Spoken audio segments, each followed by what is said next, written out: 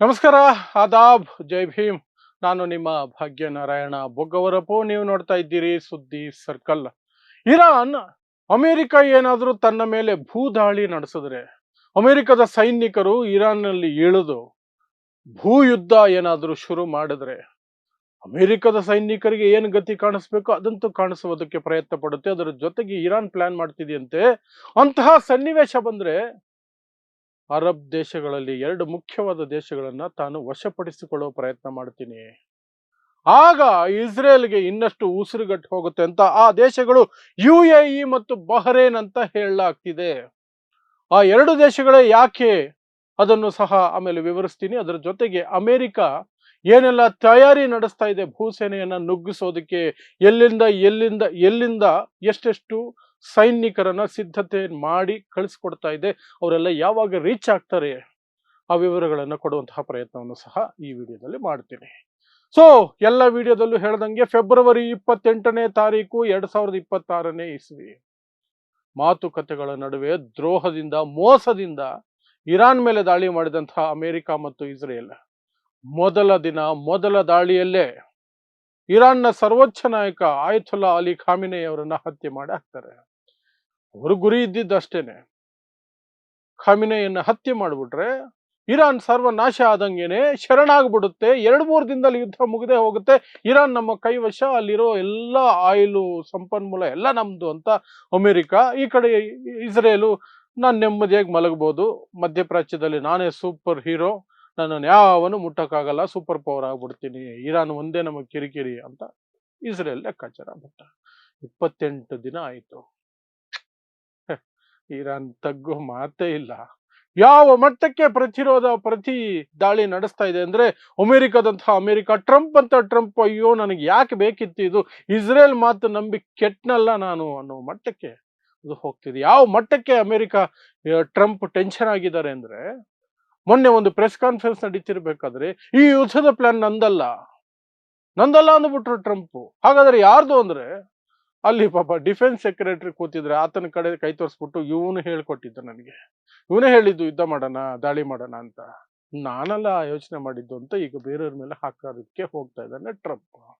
ಆ ಮಟ್ಟಕ್ಕೆ ಇರಾನ್ ಕುತ್ತಿಗೆ ಹಿಡ್ದಂಗೆ ಮಾಡ್ಬಿಟ್ಟಿದೆ ಅಮೆರಿಕಾಗೆ, ಕುತ್ತಿಗೆ ಹಿಡ್ದಂಗೆ. ಅದಕ್ಕೇನ್ ಮಾಡಿದ್ರು ಈಗ, ಇವರೇ ಏಕಪಕ್ಷೀಯವಾಗಿ ಯುದ್ಧ ವಿರಾಮ, 5 ದಿನಗಳ ಯುದ್ಧ ವಿರಾಮ. ನಾವೇನೋ ದೊಡ್ಡ ಮನುಷ್ಯರು ಅನ್ನೋ ಹಾಗೆ, ಅದರ ನಡುವೆ ಮಾತುಕತೆ ಅಂತ ಇರಾನ್ ಹೇಳ್ತು. ಯಾರ ಜೊತೆ ಮಾತುಕತೆ ನಡೆಸಿದಿರಿ, ಯಾರ ಜೊತೆ ಯುದ್ಧ ವಿರಾಮಕ್ಕೆ ನೀವು ಒಂದು ಅಗ್ರಿಮೆಂಟ್ಗೆ ಬಂದಿದ್ದೀರಿ, ನಾವಂತೂ ಮಾತಾಡಿಲ್ವಲ್ಲ ಅಂತ. ಆಮೇಲೆ ಭಿಕಾರಿ ಪಾಕಿಸ್ತಾನವನ್ನು ಬಿಟ್ಟು ಮಧ್ಯಸ್ಥಿಕೆ ಮಾಡುತ್ತಂತೆ ಪಾಕಿಸ್ತಾನ. ಇಸ್ಲಾಮಾಬಾದ್ನಲ್ಲಿ ಮೀಟಿಂಗ್ ಅಂತೆ, ಅದಕ್ಕೆ ಅಮೆರಿಕದ ಡೊನಾಲ್ಡ್ ಟ್ರಂಪ್ ಪರವಾಗಿ ಇಬ್ಬರು ದೂತರು ಹೋಗಿದಾರಂತೆ. ಅವರ ಹೆಸರು ಸ್ಟೀವ್ ವಿಟ್ಕಾಫ್ ಮತ್ತು ಜೆರೆಡ್ ಕುಶ್ನರ್ ಅನ್ನುವಂಥವ್ರಂತೆ. ಆ ನಂತರ ಇರಾನ್ ಹೇಳ್ತು, ಓಕೆ ನಾವು ಒಂದಷ್ಟು ಜನನ ಕಳಿಸ್ಕೊಡ್ತೀವಿ ಮಾತುಕತೆಗೆ, ನೋಡೋಣ ಅಂತ.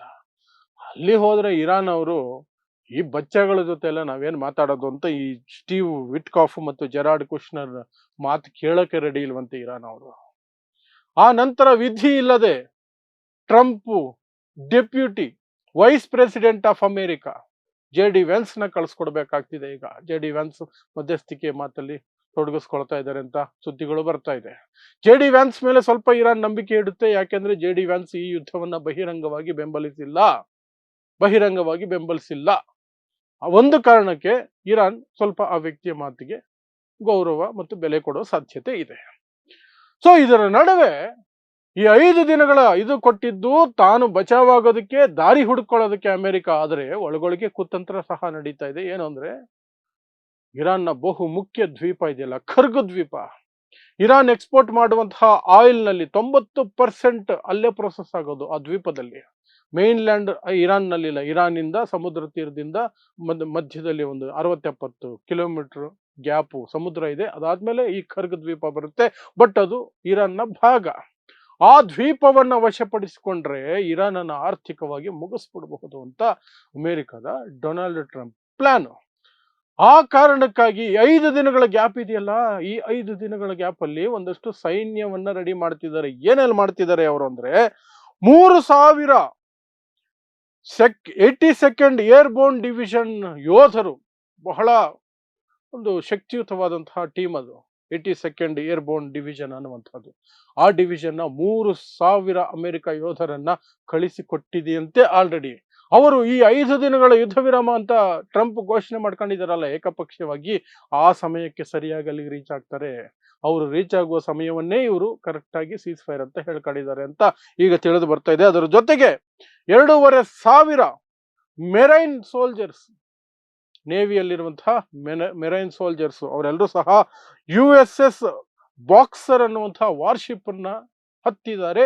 ಅದು ಅಲ್ಲಿಂದ ಹೊರಟಿದೆ. ಅದು 5 ದಿನಗಳಿಗೆ ಇಲ್ಲಿ ತಲುಪುತ್ತೆ. ಅದು ಸಹ 5 ದಿನಗಳವರೆಗೆ ಇದು ತಲುಪುತ್ತೆ. ಇಲ್ಲಿಯವರೆಗೆ ಅಮೆರಿಕ ಸಾಕಷ್ಟು ದಾಳಿಯನ್ನು ನಡೆಸಿದೆ. ಬಟ್ ಎಲ್ಲ ದಾಳಿಗಳು ಸಹ ಏರ್ ಸ್ಟ್ರೈಕ್ಗಳು ಮಾತ್ರ ನಡೆಸಿರೋದು. 9,000 ಟಾರ್ಗೆಟ್ಗಳನ್ನ ಹಿಟ್ ಮಾಡಿದೆ ಇರಾನ್ನಲ್ಲಿ. 9,000 ಅಮೆರಿಕ ಇಲ್ಲಿಯವರೆಗೆ. ಬಟ್ ಎಲ್ಲವೂ ಸಹ ಏರ್ ರೇಡ್ಗಳು, ಏರ್ ಅಟ್ಯಾಕ್ಗಳು. ಭೂಸೇನೆ ಈಗ ಪಿಕ್ಚರ್ಗೆ ಬರ್ತಿದೆ. ಆದರೆ ಇದಕ್ಕೆ ಪ್ರತಿಕ್ರಿಯೆ ಕೊಟ್ಟಿರುವಂತಹ ಇರಾನ್, ಈ ದಿನಕ್ಕೆ ಅಮೆರಿಕ ಸೈನಿಕರು ನನ್ನ ನೆಲದ ಮೇಲೆ ಬರಬೇಕು ಅನ್ನೋದಕ್ಕೆ ನಾವು 30-40 ವರ್ಷಗಳಿಂದ ಕಣ್ಣಿಗೆ ಎಣ್ಣೆ ಬಿಟ್ಕೊಂಡು ಕಾಯ್ತಾ ಇದ್ದೀವಿ.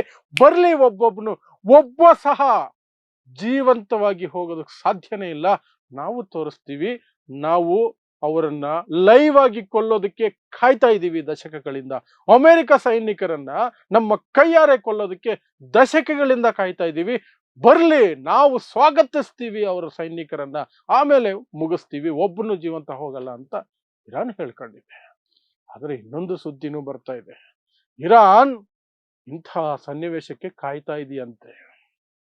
ಯಾಕೆ ಅಂದ್ರೆ ತನ್ನ ಮೇಲೆ ಭೂಸೇನೆಯಿಂದ ದಾಳಿ ನಡೆದ್ರೆ, ತನ್ನನ್ನ ವಶಪಡಿಸಿಕೊಳ್ಳುವ ಪ್ರಯತ್ನ, ತನ್ನ ನೆಲವನ್ನು ವಶಪಡಿಸಿಕೊಳ್ಳುವ ಪ್ರಯತ್ನವನ್ನು ಮಾಡಿದ್ರೆ, ಪಕ್ಕದಲ್ಲಿರುವಂತಹ ಅಮೆರಿಕದ ಗುಲಾಮರಂತೆ ವರ್ತಿಸ್ತಾ ಇರುವ ಅರಬ್ ದೇಶಗಳ ಭೂಮಿಯನ್ನ ವಶಪಡಿಸಿಕೊಳ್ಳೋದಕ್ಕೆ ಇರಾನ್ಗೆ ಒಂದು ಕಾರಣ ಸಿಗುತ್ತೆ. ಇರಾನ್ ಅದಕ್ಕೆ ಮುಂದಾಗುತ್ತೆ ಅನ್ನುವಂತಹ ಸೂಚನೆಗಳು, ಒಂದಷ್ಟು ಮಾಹಿತಿ ಬರ್ತಾ ಇದೆ. ಇರಾನ್ನ ಪ್ಲಾನ್ ಪ್ರಕಾರ UAE, ಯುನೈಟೆಡ್ ಅರಬ್ ಎಮಿರೇಟ್ಸ್ ಅನ್ನ ವಶಪಡಿಸಿಕೊಂಡು ಮುಂದಕ್ಕೆ ಬಹರೇನ್ ಅನ್ನು ಸಹ ವಶಪಡಿಸಿಕೊಳ್ಳುವ ಪ್ಲಾನ್ ಅನ್ನ ಇರಾನ್ ಸಿದ್ಧ ಮಾಡಿಕೊಳ್ತಾ ಇದೆಯಂತೆ. ಜಗತ್ತು ಕೇಳಿದ್ರೆ ಹೇಳ್ತೀವಿ, ನಮ್ಮನ್ನ ವಶಪಡಿಸಿಕೊಳ್ಳೋದಕ್ಕೆ ಯಾರಾದ್ರೂ ಬಂದ್ರೆ ನಾವು ಬೇರೆಯವರನ್ನ ವಶಪಡಿಸ್ಕೊಳ್ತೀವಿ. ನಾವು ಯುದ್ಧಕ್ಕೆ ಹೋಗಿಲ್ಲ, ಈ ಯುದ್ಧ ಶುರು ಮಾಡಿದ್ದು ನಾವಲ್ಲ. ನಾವು ನಮ್ಮ ಅಸ್ತಿತ್ವವನ್ನು ಉಳಿಸ್ಕೊಳ್ಳೋದಕ್ಕೆ ಹೋರಾಡ್ತಿದ್ದೀವಿ. ನಮ್ಮ ಮೇಲೆ ಬಾಂಬ್ ಹಾಕಿದ್ರೆ ಅವ್ರ ಮೇಲೆ ಬಾಂಬ್ ಹಾಕ್ತೀವಿ. ನಮ್ಮನ್ನು ವಶಪಡಿಸ್ಕೊಳ್ಳೋದಕ್ಕೆ ನೋಡಿದ್ರೆ ಅವರನ್ನ ನಾವು ವಶಪಡಿಸ್ಕೊಳ್ತೀವಿ. ಅಷ್ಟೇ. ಈ ಫಾರ್ಮುಲಾನ ಜಗತ್ತಿನ ಮುಂದೆ ಇಡೋದಕ್ಕೆ ಇರಾನ್ ಸಿದ್ಧ ಮಾಡ್ಕೊಳ್ತಿದೆಯಂತೆ. ಸೊ UAE ಮತ್ತು ಬಹರೇನ್ಗೆ ಈಗ ಆಪತ್ತು ಕಾದಿದೆ. ಅವೆರಡಕ್ಕೂ ಸ್ಪಷ್ಟವಾಗಿ ಗೊತ್ತಿದೆ. ಅವೆರಡಕ್ಕೂ ಮಾತ್ರ ಅಲ್ಲ, ಸೌದಿ ಅರೇಬಿಯಾ ಇರಬಹುದು, ಕುವೈತ್ ಇರಬಹುದು, ಸಾಕಷ್ಟು ದೇಶಗಳು, ಒಮಾನ್ ಸಹಿತವಾಗಿ ಅರಬ್ ರಾಷ್ಟ್ರಗಳಿಗೆ ಸ್ಪಷ್ಟವಾಗಿ ಗೊತ್ತಾಗಿದೆ ಕಳೆದ 28 ದಿನಗಳಲ್ಲಿ ಇರಾನ್ನ ಶಕ್ತಿ ಏನೆಲ್ಲ ಮಾಡಬಲ್ಲದು ಅದು ಅಂತ. ಯಾಕೆ ಅಂದ್ರೆ ಅಮೆರಿಕಾಗೆ ಸೇನಾ ನೆಲೆಗಳನ್ನ ಕೊಟ್ಟು ಅಮೆರಿಕ ಗುಲಾಮರಾಗಿ ಇವರೆಲ್ಲ ಬದುಕ್ತವ್ರೆ. ಅವುಗಳನ್ನ ಮೊದಲನೇ ದಿನದಿಂದಲೇ ಇರಾನ್ ಟಾರ್ಗೆಟ್ ಮಾಡಿ ಚಚ್ಚಿ ಬಿಸಾಕ್ತಿದೆ. ಅಲ್ಲಿರುವ ರೆಡಾರ್ ಸಿಸ್ಟಮ್ಗಳನ್ನ ಎಲ್ಲ ಆಲ್ಮೋಸ್ಟ್ ಕಡಿದು ಬಿಸಾಕಿದೆ. ಸಂಪರ್ಕ ಕಡಿತ ಆಗಿದೆ. ಎಲ್ಲ ಧ್ವಂಸ ಆಗೋಗಿದಾವೆ ರೆಡಾರ್ಗಳು. ಒಂದೊಂದು ಬಿಲಿಯನ್ ಡಾಲರ್ ಗಟ್ಲೆ ಬೆಲೆ ಬಾಳುವಂತಹ ಇದು ಅಮೆರಿಕ ಸ್ಥಾಪಿಸಿರುವಂತಹ ರೆಡಾರ್ ಸಿಸ್ಟಮ್ಗಳು. ಇರಾಕ್ ಆಗಿರಬಹುದು, ಸೌದಿ ಅರೇಬಿಯಾ ಆಗಿರ್ಬೋದು, UAE ಆಗಿರ್ಬೋದು, ಖತಾರ್ ಆಗಿರಬಹುದು, ಇನ್ನು ಯಾವ ದೇಶಗಳು ಇದಾವ ಎಲ್ಲ ದೇಶಗಳು ಸಹ. ಸೊ ಈಗ UAE ಮೇಲೆ ಏನಾದ್ರು ಇರಾನ್ ಸೈನ್ಯ ನುಗ್ಗಿದ್ರೆ ಅಮೆರಿಕ ಕಾಪಾಡುತ್ತೆ.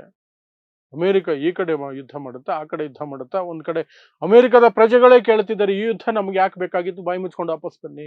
ಒಂದೊಂದು ದಿನಕ್ಕೆ $1 ಬಿಲಿಯನ್ ಖರ್ಚಾಗ್ತಿದೆ. ನಮ್ಮ ಹಣ ಅದು, ನಮ್ಮ ತೆರಿಗೆ ಹಣ. ಯಾರಿಗಾಗಿ ಖರ್ಚು ಮಾಡ್ತಿದ್ದಾರೆ? ಇದಕ್ಕೂ ಅಮೆರಿಕಗೂ ಏನ್ ಸಂಬಂಧ? ಇದು ಇಸ್ರೇಲ್ನ ಯುದ್ಧ. ನೀವ್ಯಾಕೆ ಹೋಗಿದ್ದೀರಿ? ಇಸ್ರೇಲ್ 40 ವರ್ಷದಿಂದ ಕಾಯ್ತಾ ಇತ್ತು ಇಂತಹ ಈಡಿಯಟ್ ಪ್ರೆಸಿಡೆಂಟ್ ಸಿಗ್ಲಿ ಅಂತ, ಮುಠಾಳ ಪ್ರೆಸಿಡೆಂಟ್ ಸಿಗ್ಲಿ ಅಂತ. ಯಾರೂ ಸಿಕ್ಕಿರ್ಲಿಲ್ಲ. ಈ ಟ್ರಂಪ್ ಸಿಕ್ಕಿದಾನೆ ಅಂತ ಅಲ್ಲಿನ ಜನ ಬೈತಿದ್ದಾರೆ. ಸೊ ಹಾಗಿರ್ಬೇಕಾದ್ರೆ UAE ಮೇಲೆ ಏನಾದ್ರು ಇವರು ಆಕ್ರಮಣ ಮಾಡೋದಕ್ಕೆ ಪ್ರಯತ್ನ ಪಟ್ರೆ ಇರಾನ್, UAE ಬಚಾವ್ ಮಾಡೋದಕ್ಕೆ ಅಮೆರಿಕಾಗೆ ಮನಸ್ಸು, ಶಕ್ತಿ, ಹಣ ಉಳಿದಿರುತ್ತಾ? ಅದು ಸಹ ಯೋಚನೆ ಮಾಡಬೇಕಾಗತ್ತೆ. ಸೊ ಇದಿಷ್ಟು ಈಗ ಹೊಸದಾಗಿ ಬರ್ತಿರುವಂತಹ ಸುದ್ದಿಗಳು. ಏನು ಅಂದ್ರೆ, ತಮ್ಮ ನೆಲವನ್ನ ಯಾರಾದ್ರೂ ಕಸಿದುಕೊಳ್ಳೋ ಪ್ರಯತ್ನ ಮಾಡಿದ್ರೆ, ಅಮೆರಿಕ ಕಸಿದುಕೊಳ್ಳೋ ಪ್ರಯತ್ನ ಮಾಡಿದ್ರೆ, ಅಮೆರಿಕದ ಮಿತ್ರ ದೇಶಗಳನ್ನ ವಶಪಡಿಸಿಕೊಳ್ಳೋ ಪ್ರಯತ್ನವನ್ನ ಇರಾನ್ ಸಹ ಮಾಡುತ್ತಂತೆ. ಅದರಲ್ಲಿ UAE ಮತ್ತು ಬಹರೇನ್ ಇರಾನ್ನ ಪಟ್ಟಿಯಲ್ಲಿ ಇದಾವೆ. ಅಷ್ಟೇ.